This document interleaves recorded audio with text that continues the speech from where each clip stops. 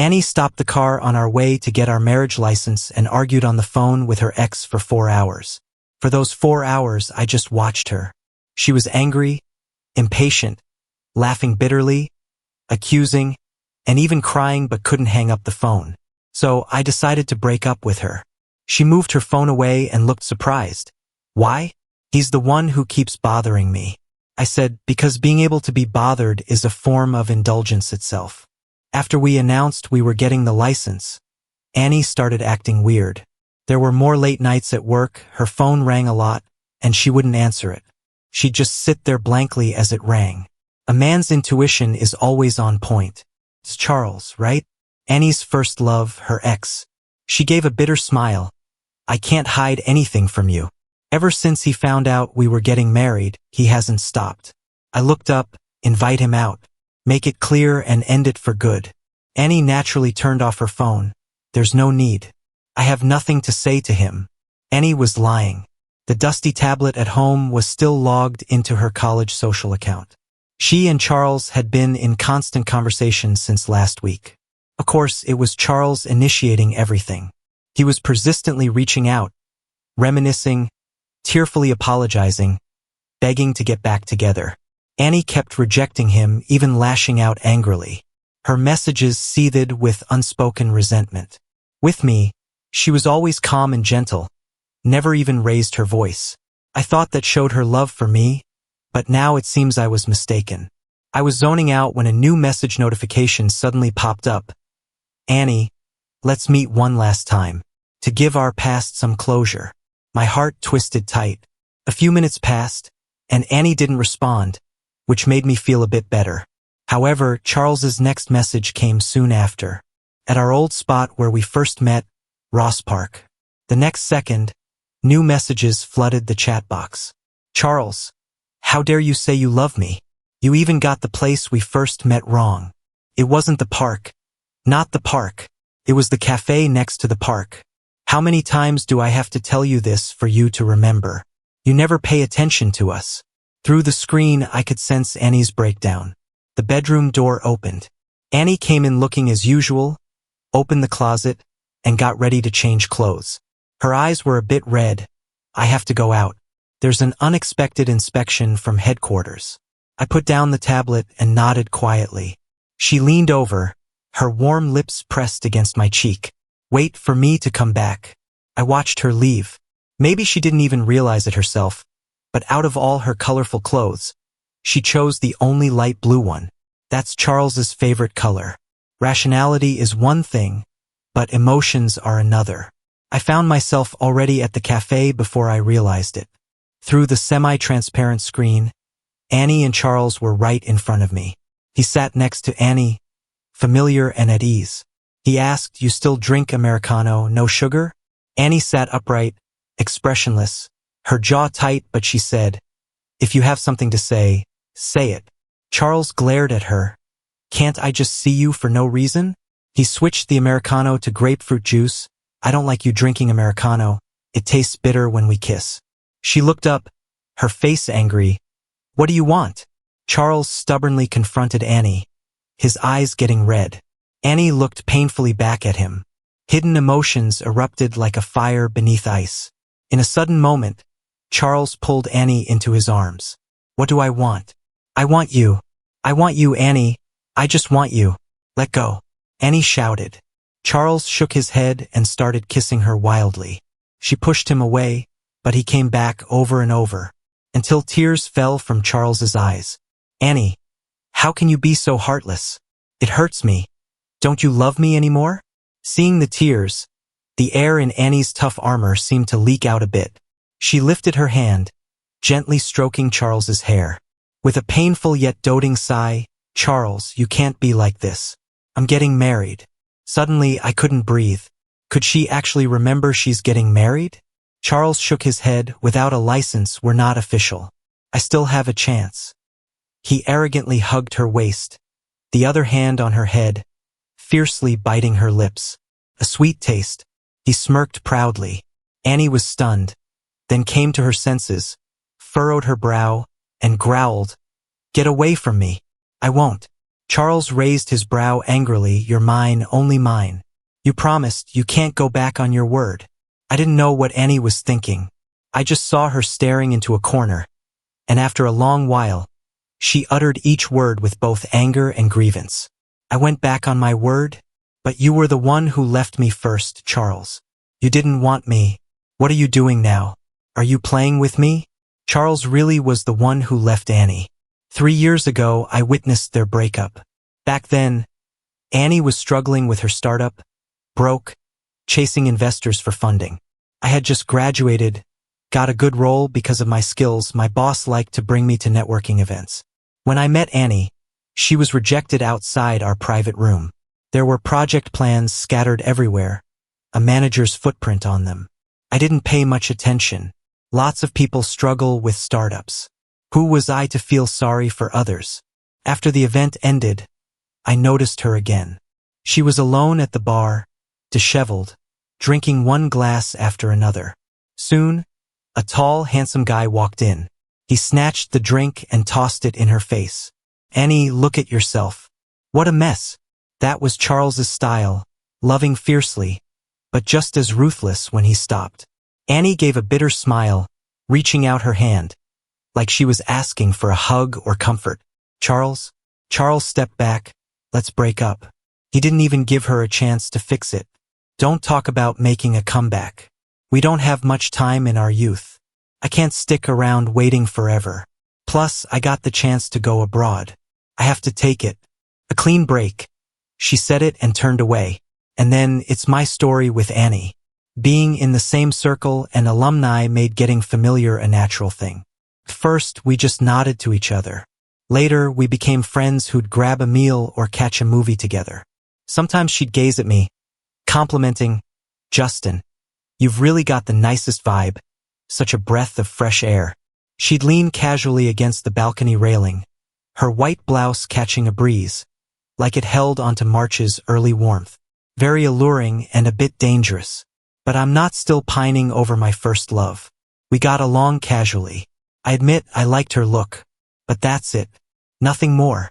Turns out, talented people can't stay overlooked forever.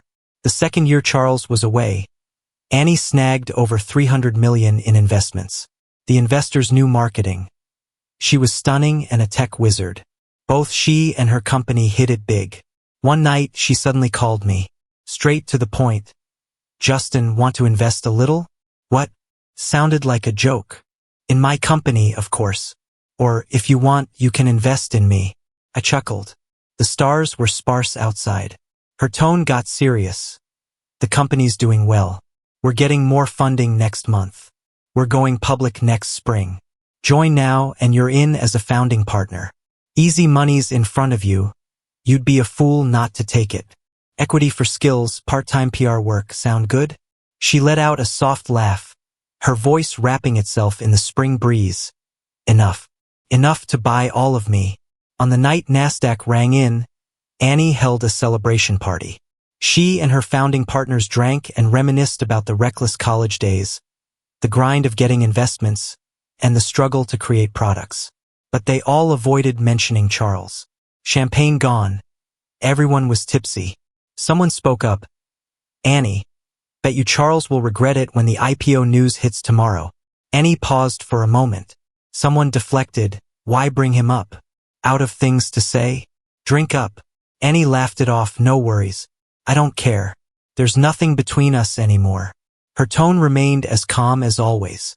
After she said that, she lifted her empty glass to her lips, drinking a while before laughing. Out of booze already? Charles's explanation snapped me back from my memories. He was arrogant, showing not a hint of guilt or awkwardness. Annie, you think I'm at fault for leaving you? Annie snorted like it was a joke. Should I thank you? For hardening my mind and testing my patience? What do you take me for, Charles? Even a dog knows pain when hit? Her voice rising with every word, never realizing how easily Charles could stir her emotions. Charles got even angrier. What was I supposed to do back then? You knew my dad was a gambler, my mom frail. Going abroad was my only shot at changing my fate. Was I really supposed to give up my few youthful years to gamble on a faint hope of a comeback? He was deflecting blame. But Annie swallowed hard, giving a bitter smile. You weren't wrong. If anyone's to blame, it's because I couldn't give us a stable life back then. Her grip on the coffee cup was tight, veins showing, exposing her regret. My heart twisted, though my lips were smiling. I was there at the celebration party. When it ended, she took me home, confessing her feelings then. She seemed so carefree and genuine that I believed she was over Charles.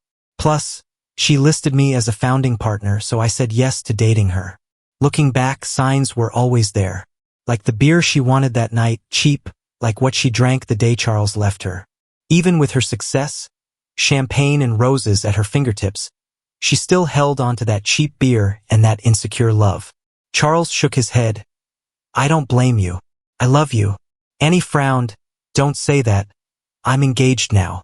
Fiancé isn't a husband. It seemed Annie had enough, standing up. I saw you one last time like you asked. Don't contact me again. Charles clutched her coat, pleading, Annie, just one more chance. I truly love you. I can't live without you. Annie shut her eyes, reopening them like she was forcefully clearing her mind. It's just not possible. She pushed Charles away, walking off. Charles choked out, You think I want to be this desperate, this shameless? Annie, I'm sick. Her feet froze at the doorstep. She spun around. Charles, are you messing with me? Her words were harsh, but her worried face gave her away. Charles, with red eyes, handed a diagnosis. I'm serious. I've got a lung tumor. Don't know if it's benign or malignant. Annie, I'm scared. You're all I've got here. Annie's jaw clenched. Fingertips cross his tears gently. Don't think your words will make me pity you. Charles, maybe this is your own doing. Charles weakly smiled. Well deserved. What if it's cancerous? Shut it. Annie yanked Charles from the couch. I'm sick of you. Sick means treatment, not crying. Gritting her teeth. Once you're better, don't drag me into this anymore. I'm all out of patience with you. Annie stayed out all night. The next morning, she messaged me. Babe, I'm going on a long trip to Houston. About a week. Anderson Cancer Center is the best around, and it's in Houston. I replied, okay. She texted back. Love you, see you soon. I laughed quietly. I didn't want to wait anymore. I reached out to Eric, my college buddy, who's now a top lawyer at a big firm. Justin, what do you want from Annie? I handed him the tea with a smile. I'm a business person, you know? I should take what's owed to me and fight for what's not. Eric was taken aback, probably not expecting me to be so ruthless. Then he nodded approvingly. That's you, always above matters of the heart. Don't worry, he added. Leave it to me. I'll settle everything for you. I gave him a faint smile. Thanks. Equity handling, exit clauses, tax planning. While Annie was with Charles for medical appointments, I was working to maximize my interests. Do I blame her? Not really. Do I love her? Maybe a bit. Am I hurt?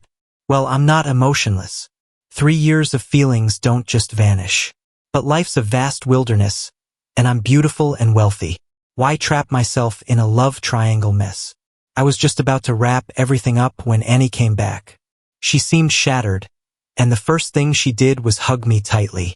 Overwhelmed, I pulled away. What's wrong? She chuckled lightly, holding my hand. Nothing much. Work's not going well. I looked at her noticeably lean face and couldn't say a thing. Turns out, Charles had lied to her. There was no tumor. He just wanted to trick her into leaving, hoping to rekindle old feelings. With my hand on her face, I felt warm tears. She was like a weary traveler finally finding a warm inn. Justin, marry me. I want to be with you, she said. And I asked, without love, why get married? She didn't miss a beat, denying it. Nonsense, why would I want to marry you if I didn't love you? Early the next morning, Annie dragged me out, saying she had a surprise for me. A few turns later, the Civil Affairs Bureau appeared before us. I booked us to get our marriage license, she said. Just back from the US and she's rushing to get hitched, like she fears she might change her mind. I looked at her. I actually need to talk to you. The car phone rang, displaying only him. We both knew who it was. Before Annie could hang up, I answered. Annie, you finally picked up. I didn't mean to lie to you. I couldn't just stand by and watch you marry someone else. Annie slammed the brakes, and the seatbelt pinched painfully. She spoke clearly. Don't bother us anymore. I can't help it. Give me another chance. I'll love you properly this time. Annie gripped the steering wheel tightly, her knuckles white. You keep lying, playing, abandoning me. What right do you have to ask for forgiveness? If I wasn't financially well off now, would you be back? I would. These 3 years helped me see. I truly love you. Silence filled the car. After a long pause, Annie asked hoarsely, Really? It was obviously a con, but Annie still asked. Charles slowly said, Yes. Annie scoffed. Do you think I'm a fool? So there they were, going back and forth, arguing, questioning, blaming, digging up old wounds, and yet, red-eyed, pouring their hearts out for 4 hours straight. It felt like I was watching a cheesy soap opera, them being entwined yet hostile, and I, a mere bystander, seemingly happy but actually redundant. I finally nudged Annie, interrupting. I want to break up with you. Silence briefly followed. Then Annie apologized. Sorry, babe, I lost my cool. I'll hang up now, let's go get our license. I repeated, I'm breaking up with you. Surprised, Annie showed no strong emotion, giving me a gentle, apologetic smile. I know you're mad. Today was my fault. I sincerely apologize, but don't talk about breaking up. I was a bit disappointed. I actually wanted her to get angry, like she did with Charles, always easily swayed by him. I pointed to my watch. You two have been on the phone for 4 hours. She shook her head bitterly. You heard it all. He's the one always pestering. So was hanging up tough? Annie froze. Slowly, I asked further, blocking him, was it hard? Changing your number, was it difficult? Deactivating an old account, was it so complicated? Leaning back, I found a comfortable position. Arms crossed, looking at her. Stop fooling yourself. Annie, he keeps pestering because you allow it. I thought I wouldn't get emotional anymore, but words escaped me, tinged with bitterness. Allowing means you still care. Someone I can't stand won't get a reaction from me, not petty arguments or opposition. Just like I don't like cilantro. Even if I see it, I just quietly pick it out. She seemed at a loss for words. I didn't feel like talking anymore. Gazing outside. The weather was nice. A cold coffee sounded great. In the silence, Charles on the other end sniffled and called for Annie. She didn't respond. I couldn't help but chime in, Mr. Charles, anything else? Why don't we all meet? Annie's muscles tensed. What are you up to? She was defensive and I found it irritating yet amusingly tempting to taunt. Nothing. I just want to see the guy who easily swayed my fiancée. Annie immediately hung up, looking at me. Guilt and shame interwoven. I'll block him now. Ending like this is my mess. He's miserable, reliant on no one. Bullied. I just can't bring myself to be ruthless. She stopped short of saying, don't worry, don't trouble him. I cut her off, don't worry. I'm not interested in petty rivalries. Annie regarded me deeply. Thank you, Justin. Was this an apology on behalf of Charles? I opted not to waste more time. Take me home. Annie stayed still, silent. Justin, I really like you.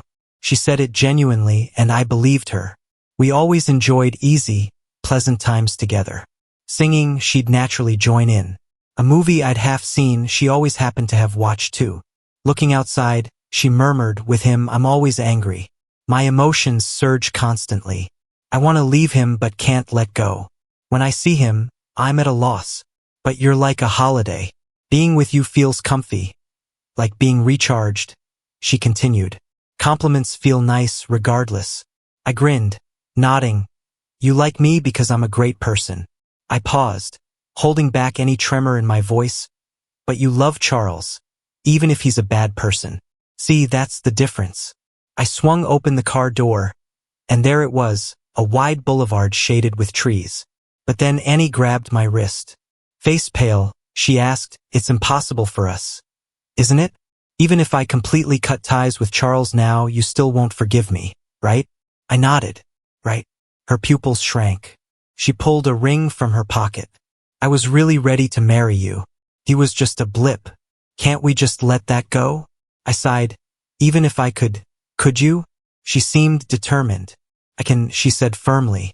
She stubbornly tried to slip the ring onto my finger over and over, but her shaky hands just wouldn't let her do it. Maybe deep down, she was stopping herself. Eventually, she lost it and kicked a planter by the road. I turned and walked away. Behind me came her low voice, Justin, if we break up now, I can't guarantee how much company stock you'll get.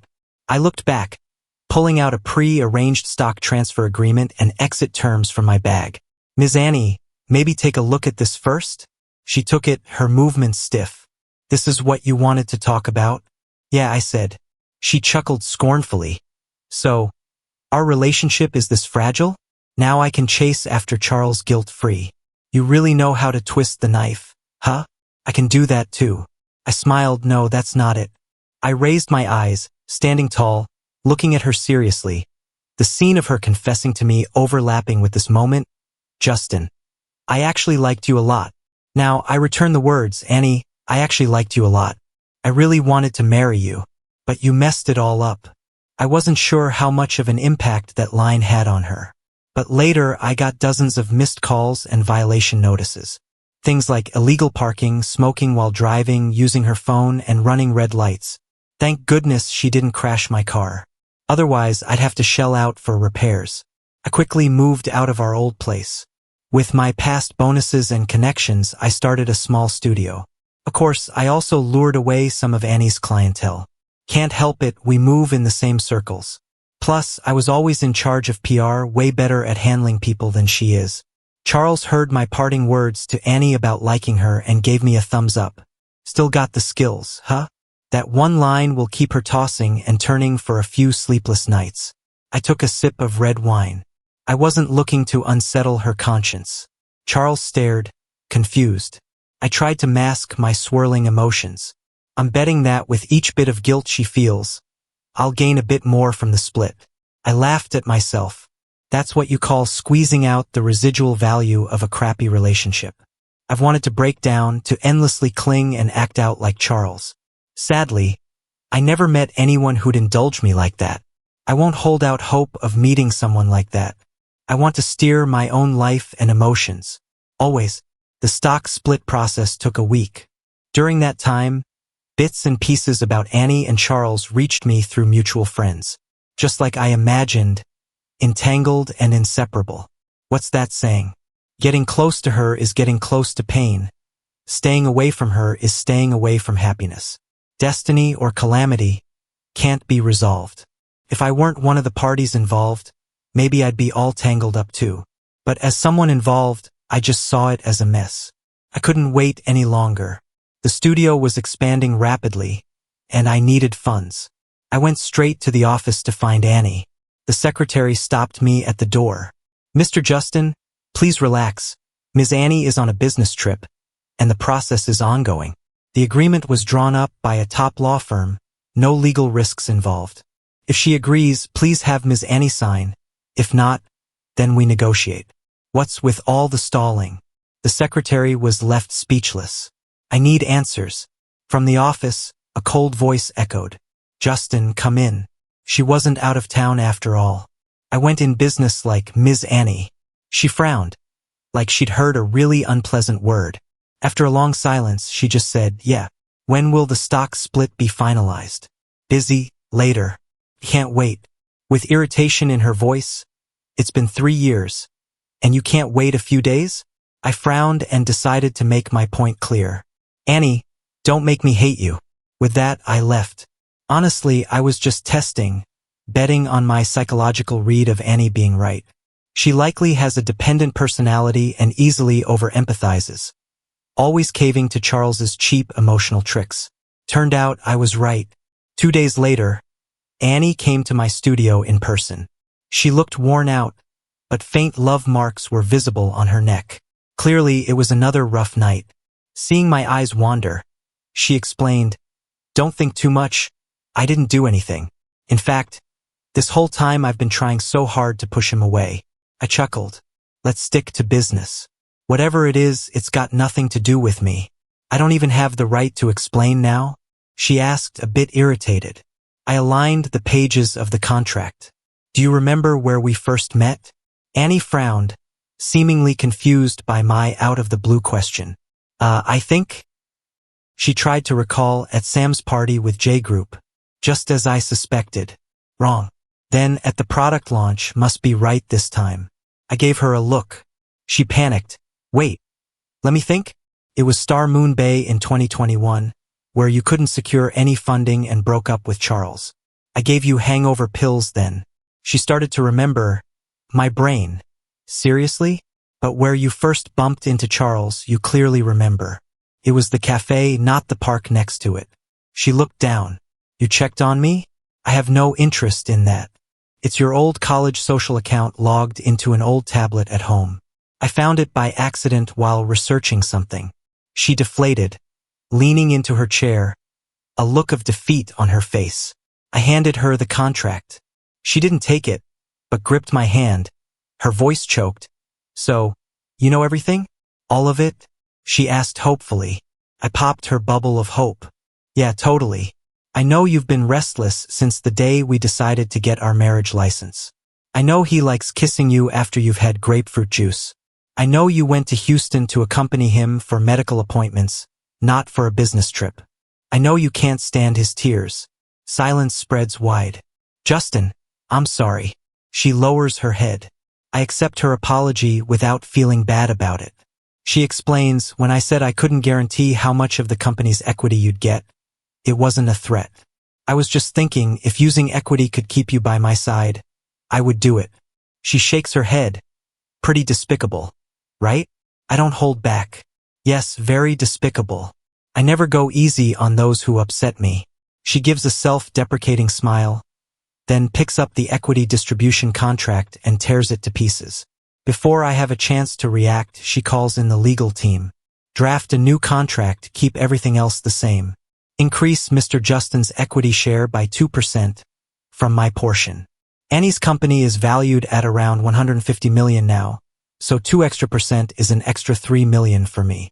Annie and I signed our names separately. 2 names side by side, neat and nice. Annie looks down, biting her lip. Never thought the first time our names would be together would be on a separation agreement. She laughs at herself. I thought it would be on a marriage certificate.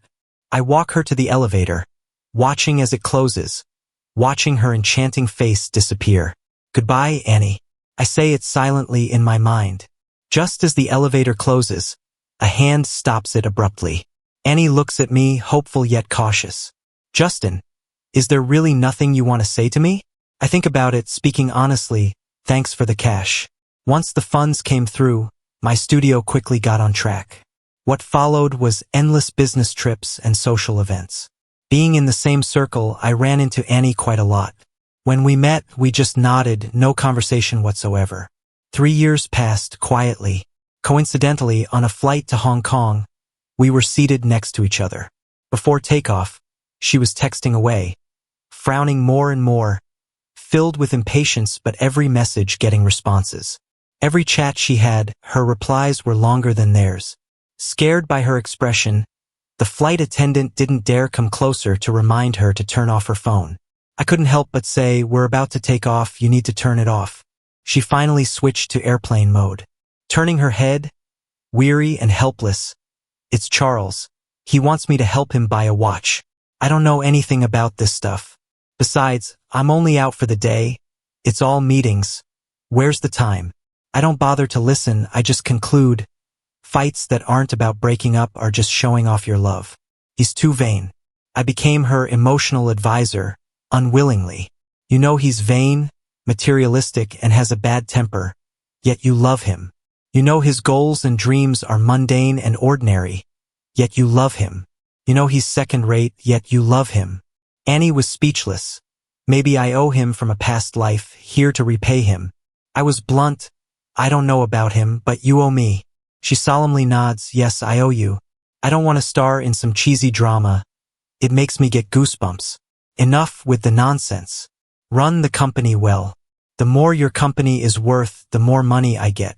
Her voice is hoarse. Aren't you considering a new relationship? How could I not? I'm young, rich, capable. I want to find an amazing woman to match me.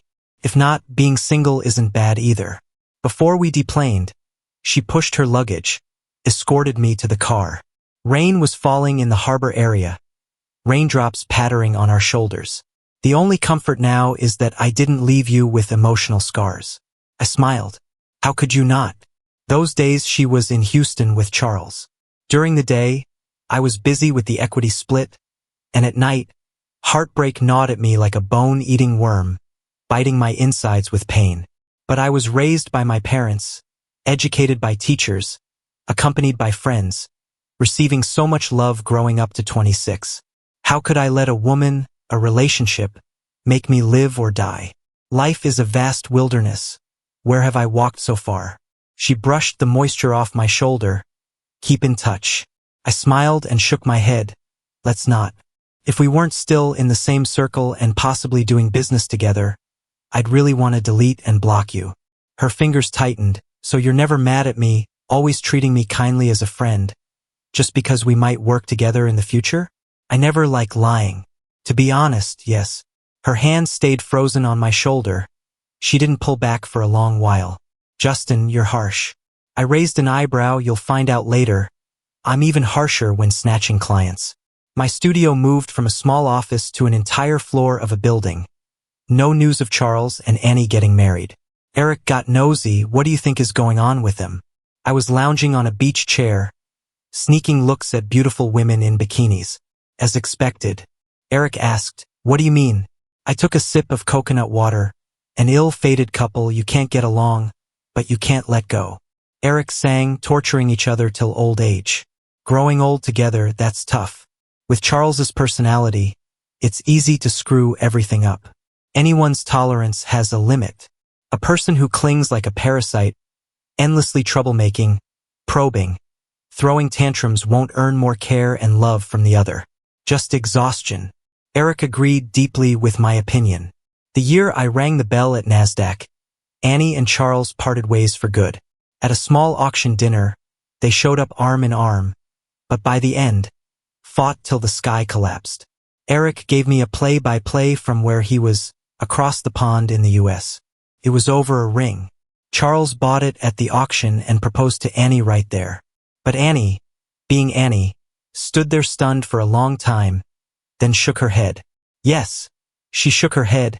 Can you believe that? Eric's voice was so loud, I had to move my phone further away. And then Charles lost it. Annie tried to apologize and Charles pushed her away, saying they should break up. They had to break up.